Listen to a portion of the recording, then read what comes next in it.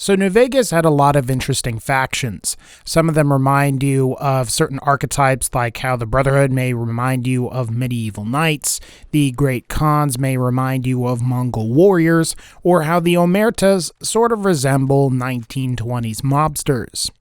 Perhaps the most striking archetype in the game, though, is how Caesar's Legion will remind you of the ancient Roman legions, complete with their armor and red clothing. While it makes sense, it's kind of unfortunate that the Legion never made its way into Fallout 4.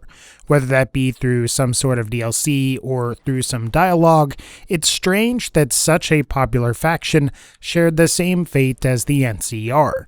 And for that reason, I think many fans are wondering about what happened to one of their favorite factions since the events of Fallout New Vegas. Today, I'd like to discuss what I think ultimately ended up happening to the Legion and what they might be up to during the events of Fallout 4. But I guess without further ado, let's go ahead and start by discussing the Legion's origins. What would eventually become the Legion was the result of two followers of the Apocalypse members traveling east in the year 2246. Though I will let Caesar explain the Legion's origins and his own rise to power in more depth. When I was 20, the followers sent me east to Grand Canyon. It was my first expedition. Just me and a physician named Calhoun. As an anthropologist and linguist, my assignment was to learn the dialects of the Grand Canyon tribes. What a fucking waste of time. If you think it's worthwhile to make smart people learn how to talk like backward savages, you're a follower of the apocalypse, or an idiot. Anyway, we met up with a Mormon missionary who already knew a bunch of dialects, Joshua Graham. He was supposed to teach me, but before that went too far, the Blackfoot tribe captured us to hold us for ransom. They were a backward bunch, but the real problem was they didn't know how to fight. The Blackfoot were at war with 7 other tribes, each just as pissant as they were. But outnumbered like that, they weren't going to last long.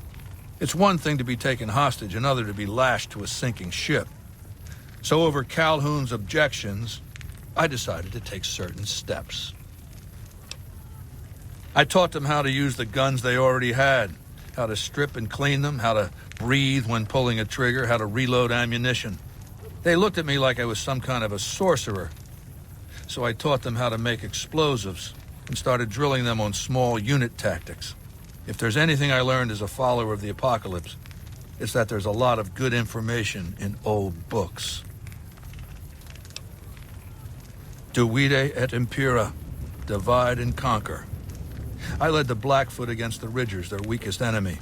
When they refused to surrender, I ordered every man, woman, and child killed. When next we surrounded the Kaibabs, and they likewise refused, I took one of their envoys to the Ridgers' village and showed him the corpse piles. This was new for the tribes, you see. They played at war, raiding each other, a little rape and pillage here, a little ransoming there. I showed them total warfare. Like I said, there's a lot you can learn from old books. Kaibabs joined me, and the Fredonians after that. All the pissant tribes with names that should be forgotten. I knew from the start I'd need to eradicate this plague of tribal identities, replacing them with a monolithic culture, a uniform identity. So that's what I did once my confederation of tribes was large enough. I crowned myself Caesar and created a single great tribe, my Legion. I sent Calhoun, the follower captured with me, back west with a message that I should not be interfered with. Joshua Graham, the Mormon interpreter, stayed with me and served as my first legatus. So as you can gather from Caesar, the Legion formed as a result of his capture by the Blackfoot. Caesar taught the Blackfoot how to fight, and as a result, he defeated many of the tribes in the Grand Canyon, and over time, he coalesced these tribes under his own banner, which would eventually become Caesar's Legion. However, when it comes to adopting the name of Caesar and modeling his organization after the Roman Empire, that was the result of Caesar coming across two noteworthy books on his way to the Grand Canyon. The first book was The History of the Decline and Fall of the Roman Empire by Edward Gibbon, and the second book was Commentary by Julius Caesar. At the time, Caesar read both of these books and was likely inspired by both the appearance of the Roman legion soldiers and also inspired by how Imperial Rome society worked. This is why when the courier asks Caesar why the legion is so strange, he gives this answer. I used Imperial Rome as the model for my legion precisely because it was so foreign, so alien. I'd seen what had become of the NCR's attempts to emulate the culture of pre-war America, the infighting, the corruption. Rome was a highly militarized autocracy that effectively integrated the foreign cultures it conquered. It dedicated its citizens to something higher than themselves, to the idea of Rome itself. In Rome, I found a template for a society equal to the challenges of the post-apocalyptic world, a society that could and would survive. A society that could prevent mankind from fracturing and destroying itself in this new world by establishing a new Pax Romana.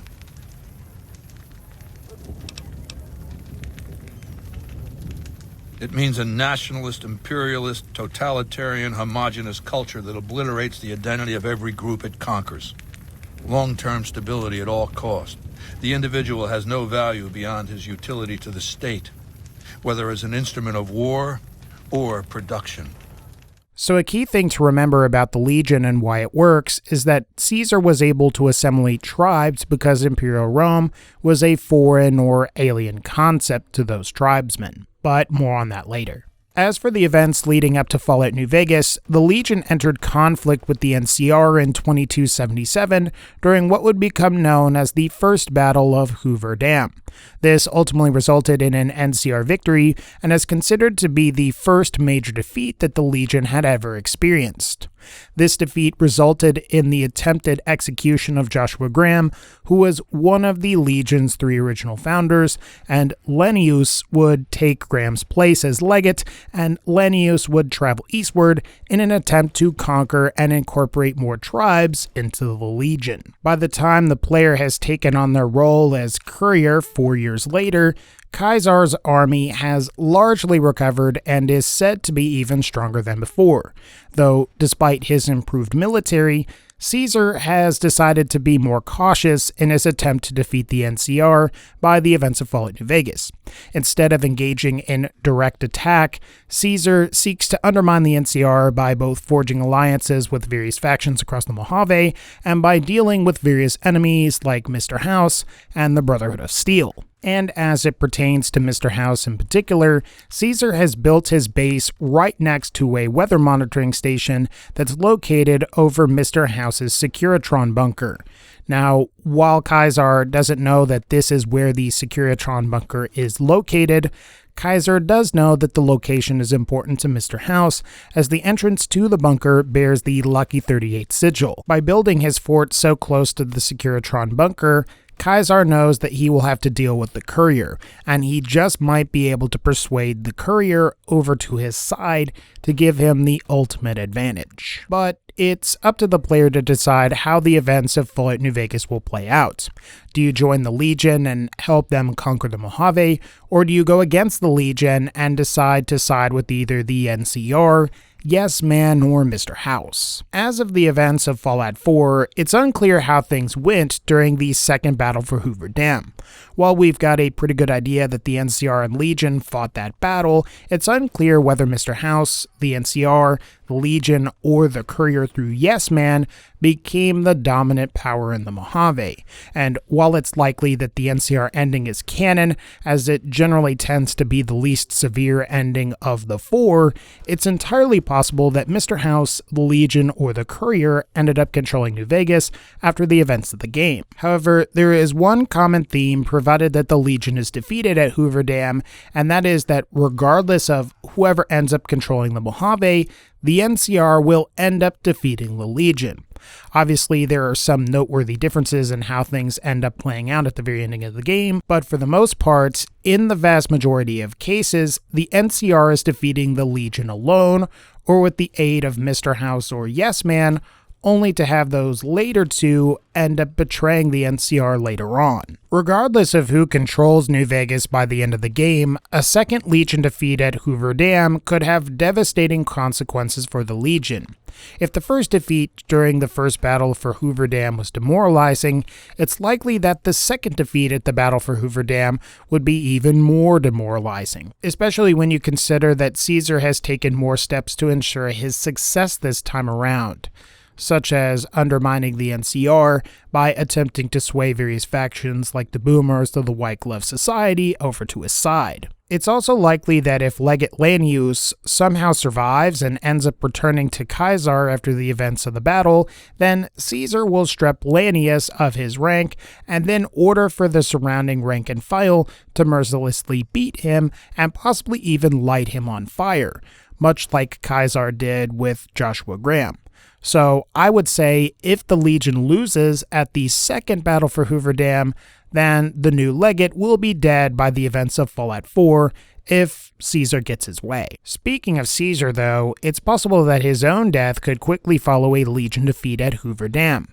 While you only have to deal with Caesar's potential death in-game, provided that you side with the Legion, the tumor in his brain could end up killing him regardless if he wins or loses. If Caesar successfully ordered for Lanius to be executed before his own death, then the Legion's power structure could disintegrate, as Caesar may not be leaving anyone in command. Perhaps massive infighting between various rivals vying for control of the entire Legion would cause the Legion to split and ultimately lead to total collapse. There's also something interesting that Lanius mentions about the Legion's forces towards the end of the game. He says the following while the courier is trying to reason with him. That does not mean we would not succeed.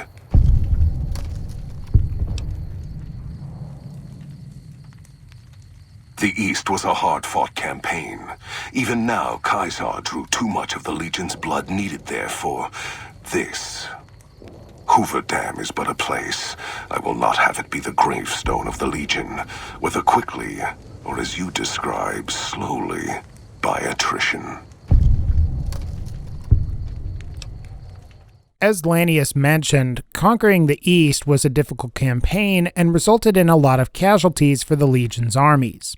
Much like the NCR is by the events of New Vegas, the Legion is spread thin, and I would have to imagine that if the Legion loses the bulk of its forces during the second battle for Hoover Dam, then the organization may have a difficult time controlling the eastern territories that it just conquered over the past 4 years. The Legion could potentially end up losing control of some of those territories to rebels, and because they've pissed off a victorious NCR, they could end up fighting a battle on 2 different fronts.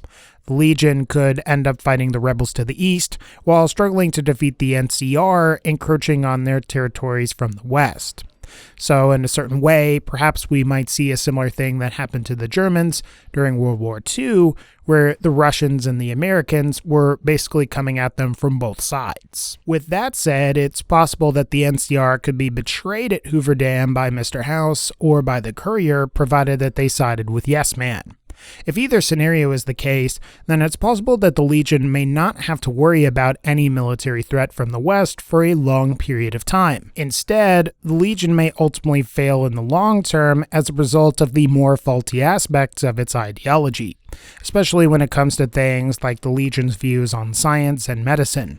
And as an example, perhaps Mr. House may possess medical tech that cures countless Legion citizens of a terrible disease, and as a result, these same citizens question the part of the Legion's ideology that forbids the use of medicine.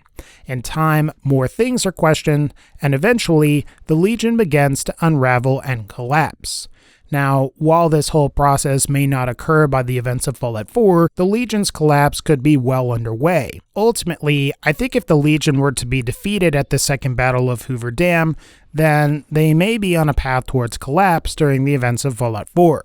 Perhaps there's a chance that they could course correct, but if Caesar and Lennius are dead, and with a weakened and exhausted army, it's likely going to be a long time before they become a viable fighting force once again. But let's talk about what the Legion might be up to if they won at the Battle for Hoover Dam. Provided that the Legion actually win, there are two notable variations to this outcome.